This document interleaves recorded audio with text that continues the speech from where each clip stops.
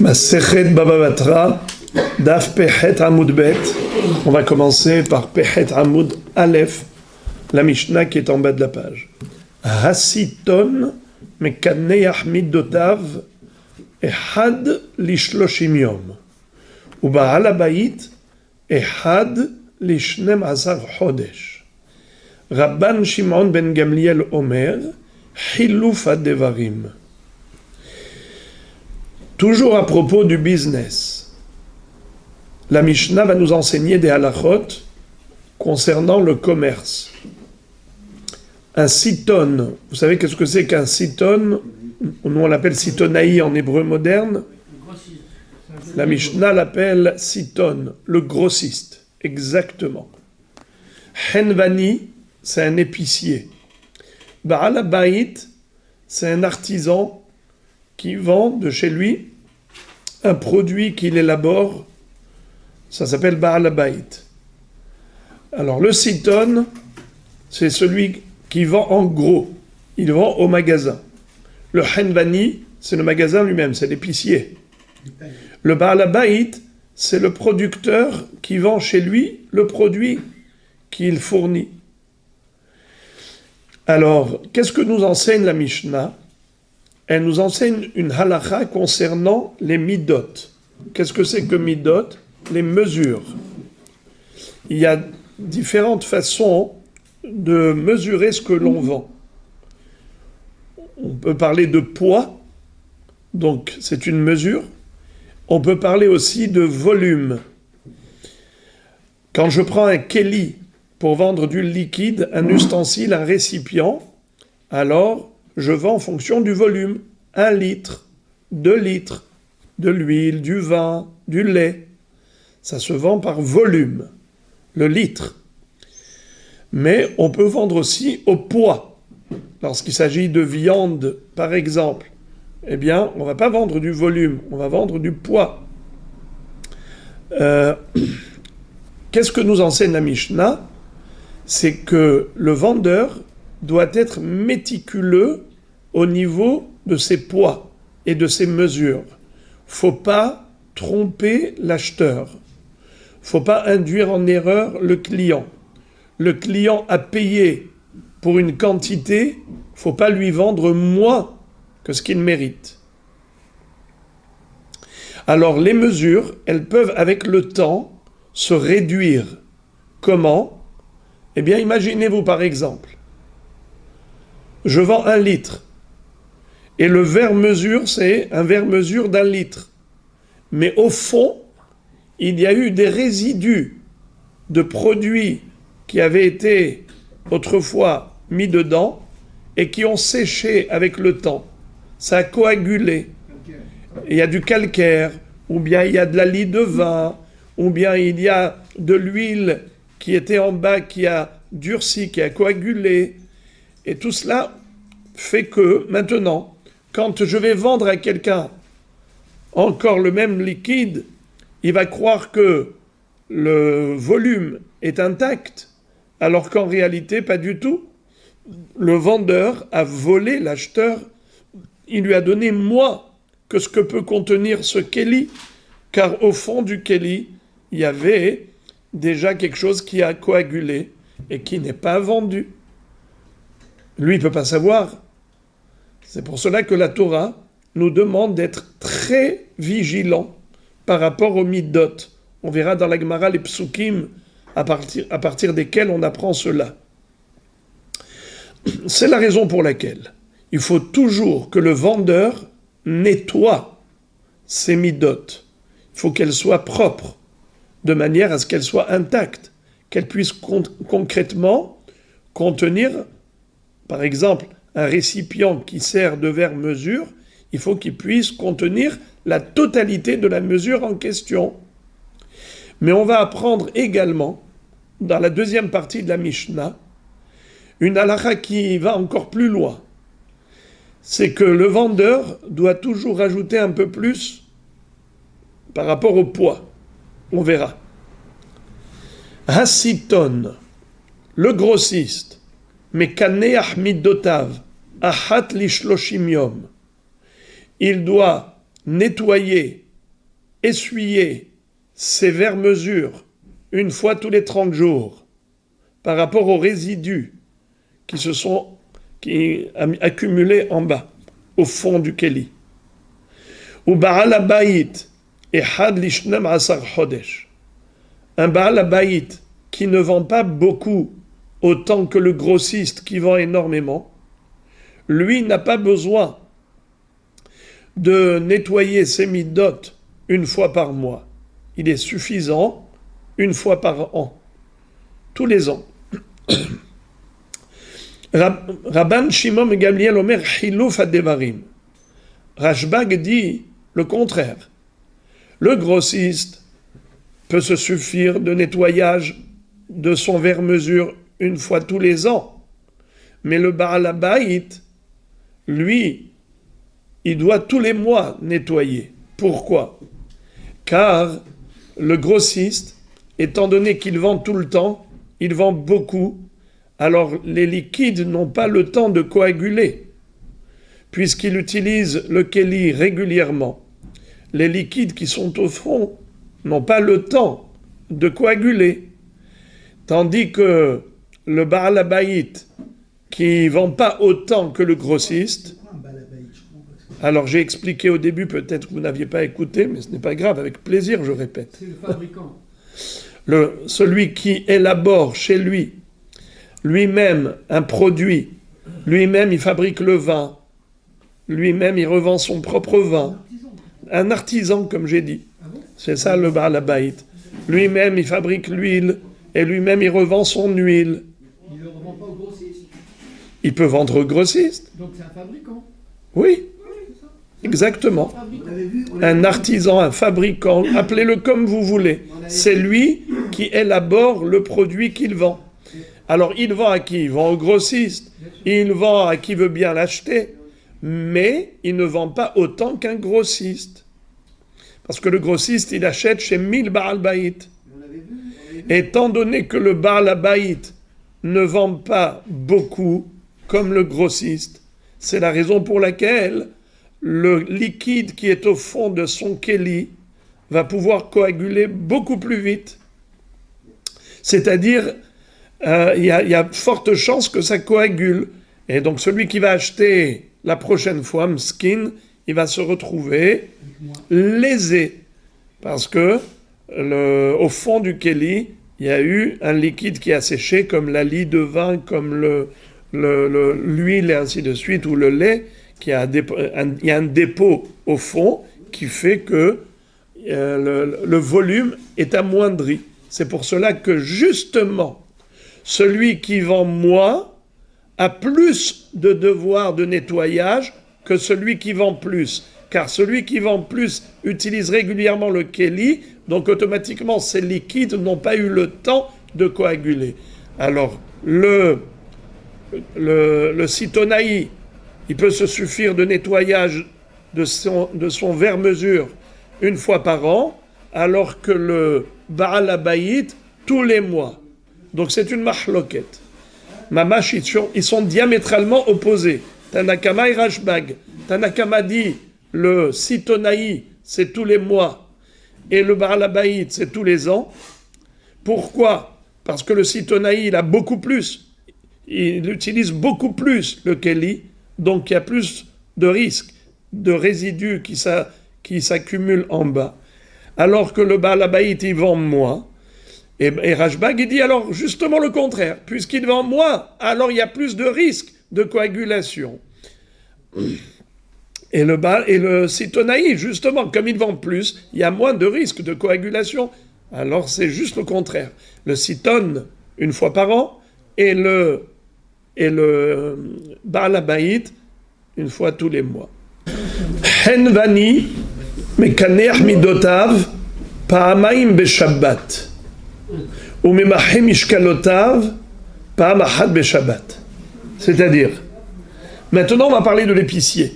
Rappelez-vous, l'épicier, on avait dit que lui n'a pas le temps de laisser couler 3 gouttes. Oui. Quelle est la différence entre un Baal Habayit et un Henvani ? Les deux vendent de l'huile, les deux vendent du vin, sauf que le Henvani, ils vendent pas que ça. Ils vendent 1001 choses, l'épicier. Alors que le bar labaït, l'artisan fabricant, il vend par exemple que du vin ou que de l'huile. D'accord?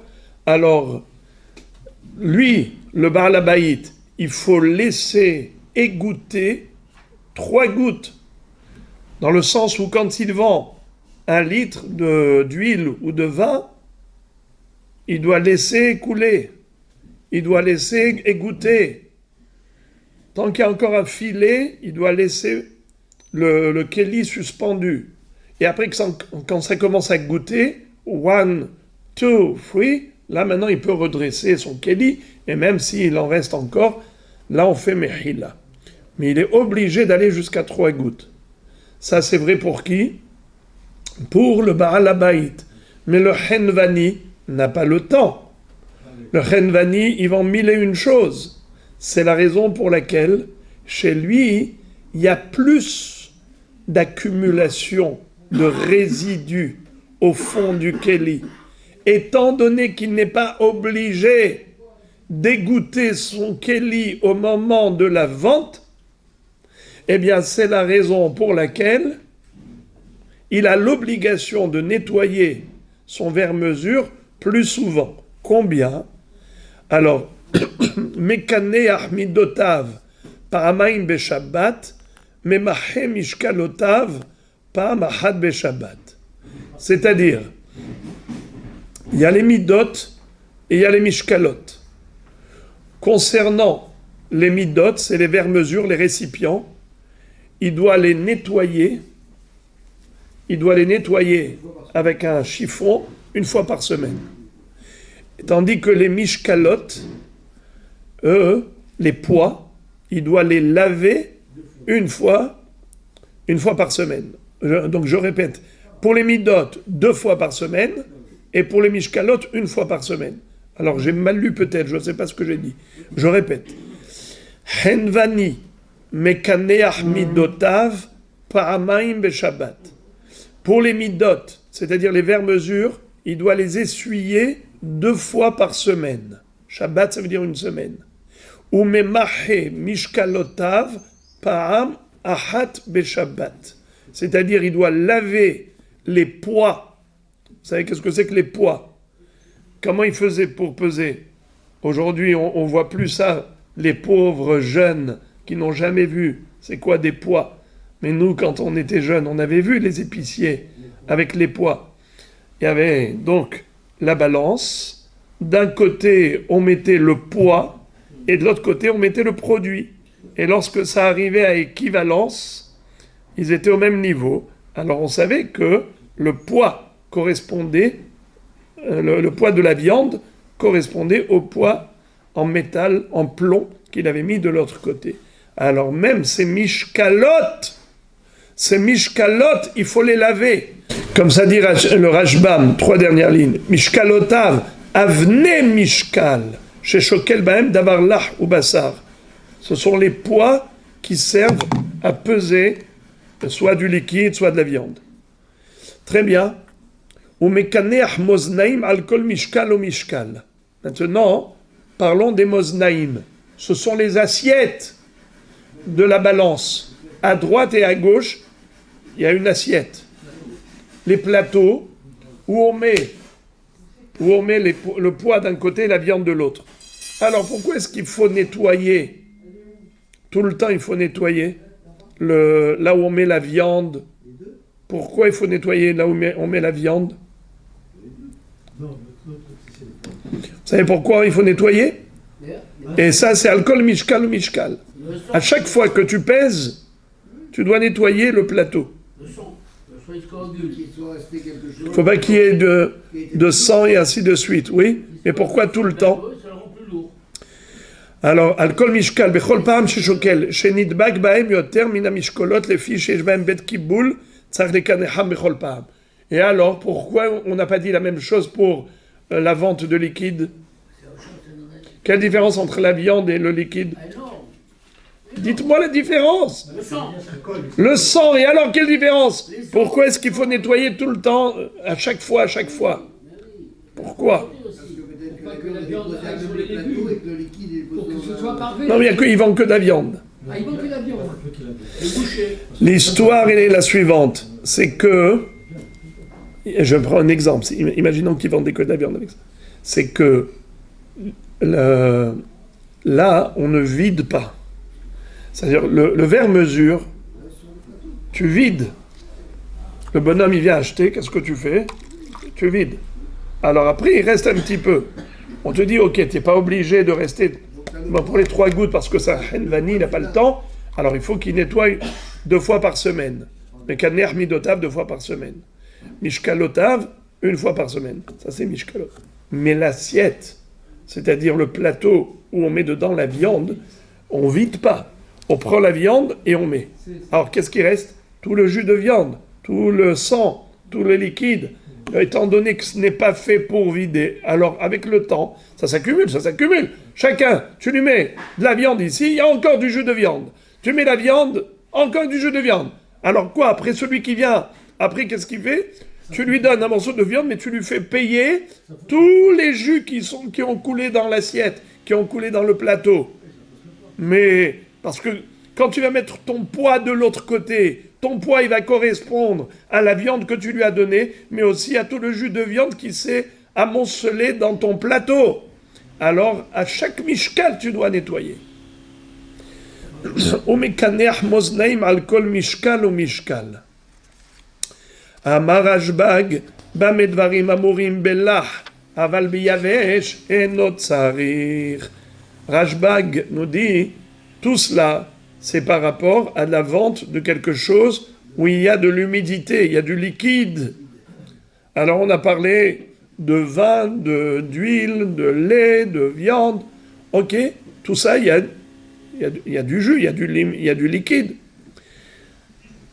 Alors on a besoin de laver. Mais si c'était vendre du sec, on n'a pas besoin de nettoyer. Si tu vends par exemple des oranges, tu vends des clémentines, tu vends du blé, tu vends des épices, il n'y a rien qui se colle.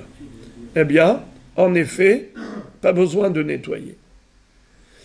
Maintenant, on tourne la page et on va parler de la deuxième partie de la Mishnah. Ve'hayav le'achri'a lo tefah.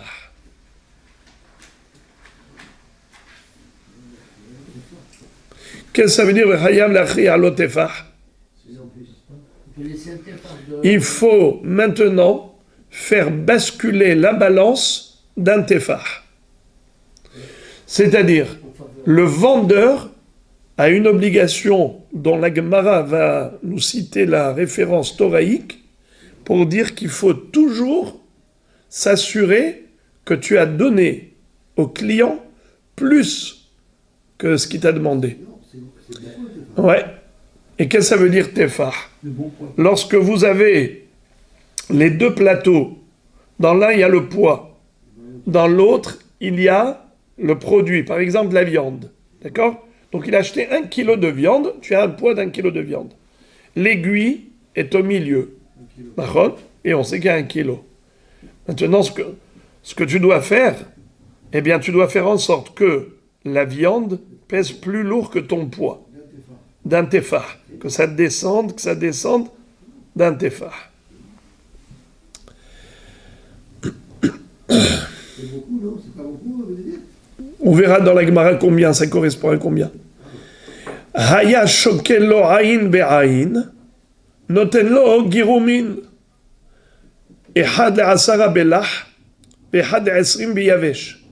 Qu'est-ce que ça veut dire?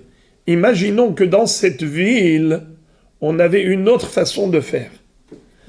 Pour cette mitzvah de l'achra'a, c'est-à-dire de faire basculer la balance au profit du client, eh bien, dans cette ville, on ne faisait pas comme ça. On faisait aïn be'aïn. C'est-à-dire qu'au moment où on pesait juste. Be'diouk. Aïn be'aïn. Et après, ça, il rajoute un petit peu. Il prend un petit peu, ce qu'on appelle giroumin, et les giroumines font basculer la balance. Et combien de giroumines tu rajoutes? Ça dépend si tu vends du liquide, comme de l'huile, du vin ou du lait, ou bien si tu vends du yavesh, du sec, du solide. Si c'est là, tu dois vendre, tu dois rajouter Ehad le Asara. A priori, on peut dire un dixième. Mais la Gemara va dire que non. C'est pas un dixième, c'est un centième. C'est un dixième du dixième. Un dixième de un dixième. Un centième. C'est ça ce qu'il faut rajouter. Ehad le Esrim beyavesh. Alors, c'est pas un vingtième pour le solide. On verra dans la Gemara que c'est soit un 200e, soit un 400e. C'est ça, c'est ça la kavana de Girumi. Maintenant, pourquoi ça s'appelle Girum? Le mot Hagramma, on connaît ce terme. De Hagramma, on le connaît. Qui est-ce qui se rappelle? Où est-ce qu'on a retrouvé le terme de Hagramma? On a étudié ça il y a juste 5 ans. Rappelez-vous. Quand on a appris les 5 halachot dans Masechet Hulin, non, Gorem, on parle ici non pas de Gorem, mais de Girum. Girumin, on avait appris la gramma dans Masechet Hulin, ça fait partie des 5 halachot de Shchita. On n'a pas le droit de faire la Shehiya dans la Shchita, ni Drasa, ni Hagramma, ni Ikur. Alors, Shehiya, Drasa, Hagramma, Halada, Ikur. Les 5 halachot de Shchita. C'est quoi Hagramma? Hagramma, c'est aller plus loin que l'espace où on a le droit de faire la Shchita. Ça veut dire qu'il y a une limite où tu peux mettre le couteau. Le couteau, il faut le mettre sur la trachée et l'œsophage, mais pas trop haut vers la tête, pas trop bas vers le poumon, vers le thorax. Si tu vas plus loin, même si c'est au milieu d'Ashrita, c'est assaut, la bête, elle est nevela. Ça s'appelle Hagramma. Tu as basculé vers l'autre endroit. La même chose. Ici, noten Girumin. Pourquoi ça s'appelle Girumin? Parce que ça fait basculer la balance. D'abord, il met Aïn be'aïn. Aïn be'aïn, c'est-à-dire le plateau, il y a le poids, le plateau, il y a la viande.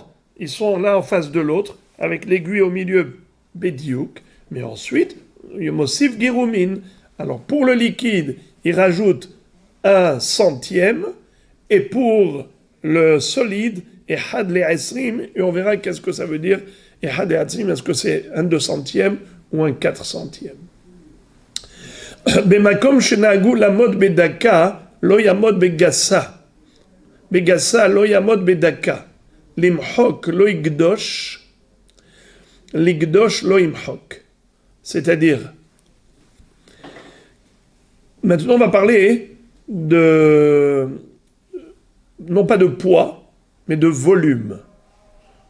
Pour le volume, on a dit qu'il faut toujours rajouter un peu plus. Nachon? Combien? Un centième. Alors, très bien. Alors maintenant, est-ce que celui qui achète, il achète un produit qu'on a l'habitude de peser, de mesurer, avec des petites mesures. Ou bien, on a l'habitude de mesurer avec des grosses mesures. Par exemple, dans cette ville, vous voyez, parfois vous achetez des petits sachets. Parfois vous achetez des grands sachets. Est-ce que ça se vend que dans ce poids, que dans ce volume, ou bien ça peut se vendre même en petit volume? Vous allez par exemple dans des magasins, vous dites, moi j'ai pas besoin de plus que 200 grammes de farine, d'accord? Ils vont vous dire, mais ça va pas? Pensez que nous on va s'amuser à vendre 200 grammes? Nous on vend 1 kilo de farine, on vend pas moins que 1 kilo. Oui, mais ma femme elle a pas besoin d'1 kilo, elle a besoin que de 200 grammes. Eh bien va chercher, va te faire voir ailleurs, comme on dit. Nachon? Qu'est-ce que ça veut dire ça? C'est ce qu'on vend. Alors maintenant le minhag. Si le minhag c'est de vendre avec des petites mesures, ou le minhag c'est de vendre avec des grandes mesures, étant donné qu'à chaque mesure, le client doit donner un peu plus.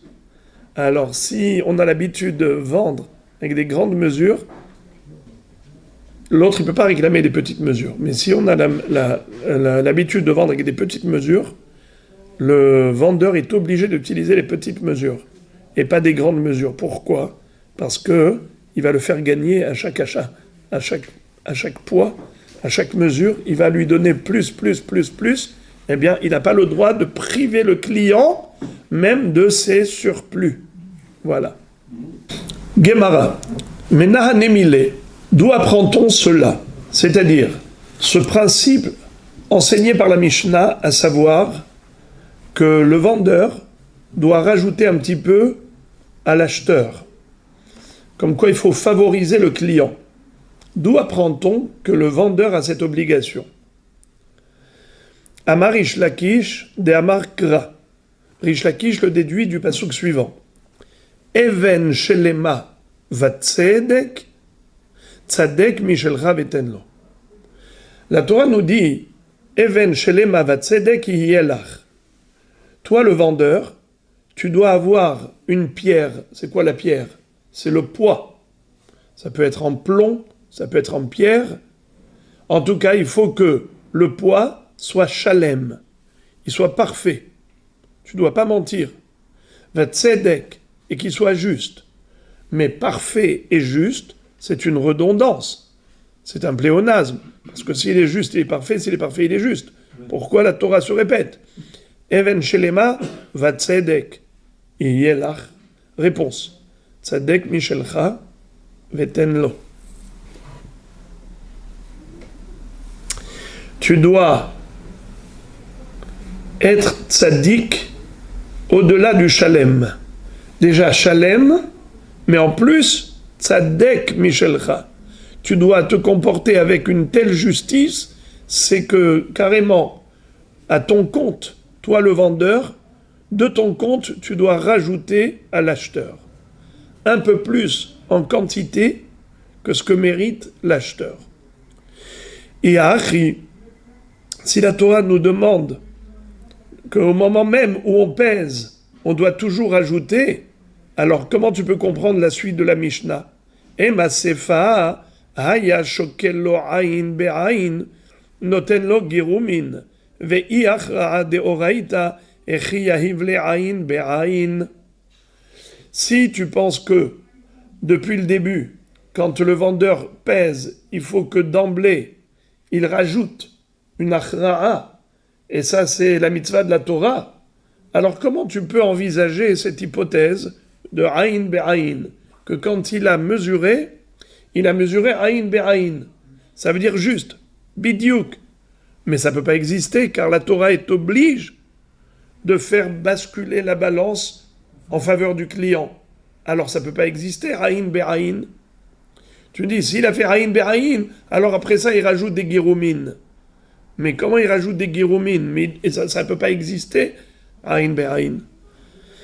La Gemara répond, Et la recha bemakom shenahagu. Qu'est-ce que ça veut dire ? En fait, la Torah, quand elle dit Tzadek mishelcha vitenlo, Even shelema vatzedek yelach, tzadek mishelcha vetenlo, la kavana de la Torah est la suivante. C'est que tu donnes avec... Tu dois toujours favoriser le client. Ça peut se faire de deux façons. Soit au moment même où tu pèses, soit en rajoutant par la suite. Qu'est-ce que ça change ? En fait, après, ce n'est plus qu'une question de minhag. Est-ce que le minhag, c'est de faire aïn be'aïn et de rajouter par la suite, ou bien d'être machriya depuis le début ? Alors, en effet, la recha, la sefa, qui parle de aya shokel aïn be'aïn, noten lo girumin, c'est-à-dire, il rajoute après. Quel est le problème ? Il rajoute après. Et la recha bemakom shenahagu vechitmar derish lakish asefa itmar aya shokel lo ayin be'ayin noten lo girumin. Minahane mile, amar ish lakish, damar kra, even shelema va tzedek, tzedek mishelcha vetenlo. C'est-à-dire, la Torah nous demande de rajouter, ça peut se faire soit au moment où on pèse, soit par la suite, peu importe quand. Alors, le début de la Mishnah, c'était Achra'a, on parlait de Achra'a, et la fin de la Mishnah, on parle de Girumin. Pourquoi? Parce que c'est une question de Minhag. Quel est le Minhag Amakom? Quelle est la manière de rajouter comme la Torah le demande? Soit, au moment même, d'emblée, quand il pèse, il doit peser avec une Achra'a, que ça bascule, et c'est là la Mishnah, et c'est là le chidouche de la Mishnah. Combien doit être la Achra'a? L'Achra'a doit correspondre à un tefah. C'est-à-dire que, en faveur du client, il faut que ça baisse d'un tefah. Mais s'il n'y a pas de minhag, de fait machriya tefah, et là, on fait aïn be'aïn, donc maintenant il faut faire la mitzvah d'Atorah, il faut rajouter girumin. Combien c'est ce girumin? C'est là la Mishnah, encore une fois, qui vient et qui nous dit, la Mishnah nous dit, si c'est du liquide, alors c'est ehad la asara belah, ve'ehad la esrim biyavesh. Donc en fait, quand Rish Lakish a dit, d'où on apprend qu'il faut rajouter, c'est justement par rapport à la sifa de la Mishnah. On n'a pas le minhag de rajouter au moment du pesage, on rajoute après le pesage. Le pesage, il se fait de manière exacte, et on rajoute après. Pourquoi il faut rajouter après? D'où on le sait. Rish Lakish nous dévoile la référence toraïque. Even shelema vatzedek yelach. Tzedek mishelcha veten lo. Vekama girumin. Combien il faut rajouter? Amarabi Abba, Bar Mamal Amarav, Ehad me'asara belitra bellah, le'asara litrin. Il faut donner 1/10 de litra pour asara litrin, c'est-à-dire 1/100. Ehad le'asara bellah, ehad le'asrim biyavesh. Ibaya lehu, Erika Amar, Ehad me'asara bellah le'asara delah, ve'ehad me'asrim diyavesh le'asrim diyavesh, Odilma, Ehad me'asara la'asara delah, ou le'asrim diyavesh. Teko. Le safek de la Gemara est le suivant. Quand on a dit que les gurumines, qu'il faut rajouter, combien il faut rajouter? On a dit 10%. Alors, on rajoute pas 10%, on rajoute 1%. 1%. Alors, par exemple, s'il lui vend 10 litres, alors il va lui donner Ehad me'asara le'asara litrin. Ehad me'asara belitra, les asara litrine. 1/10 d'un litre pour 10 litres. 1/10 d'un litre pour 10 litres, ça s'appelle 1/100. Puisqu'il y a 10 litres, et je donne 1/10 d'un litre, donc 10 fois 10, 100. C'est 1/100. Comment la Mishnah s'est exprimée? Ehad le asara belah. Là, c'est le liquide. Quand tu vends du liquide, par exemple, tu vends 100 litres de vin, alors tu donnes 100 centilitres, pardon, 10 centilitres, excusez-moi, pardon, 10 centilitres pour 100 litres. Ça fait 0,1%. Dans un litre, il y a 100 centilitres. 10 centilitres, c'est 1/10. Eh bien, tu dois donner 1/10 d'un litre pour 100 litres. Pardon, pour 10 litres, excusez-moi. Pour 10 litres. Alors, ce qui veut dire 1/100. Alors, c'est quoi le safek de la Gemara? Ok, ça c'est bon pour le liquide. Mais pour le solide, la Mishnah dit, tu donnes Ehad me'esrim. Ehad le'esrim. 1 pour 20. Qu'est-ce que ça veut dire 1 pour 20? On a expliqué que 1 pour 10, c'est 1/10 du 10e. 1/100. Alors maintenant, est-ce qu'on va dire que c'est 1/20 du 20e? C'est 1/400, ou bien c'est 1/10 de 20? c'est-à-dire sur 200, on donnera un dixième, c'est-à-dire un 200e. Mais pour le Yavesh, on a un doute. Quel est le sens de Ehad le'esrim? Ça peut être Ehad me'esrim le'esrim. Qu'est-ce que ça veut dire Ehad me'esrim le'esrim? Ehad me'esrim, déjà 1 kilo, c'est combien Ehad me'esrim d'1 kilo? 50 grammes. 50 grammes par rapport à 1 kilo, c'est un 20e. Et c'est ce qu'il faut donner au cas où il lui vend 20 kilos. Ça veut dire que c'est 1/400e. S'il lui donne 50 grammes pour 20 kilos, ça veut dire qu'il lui a rajouté combien? 1/400e. C'est pas beaucoup. Mais si on dit que ça doit être Ehad me'asara le'esrim, donc il doit lui donner 100 grammes pour 20 kilos. C'est ça le safek de la Gemara. Teko. Et la Gemara est restée en suspens. Et demain, on va apprendre l'importance de ces choses-là.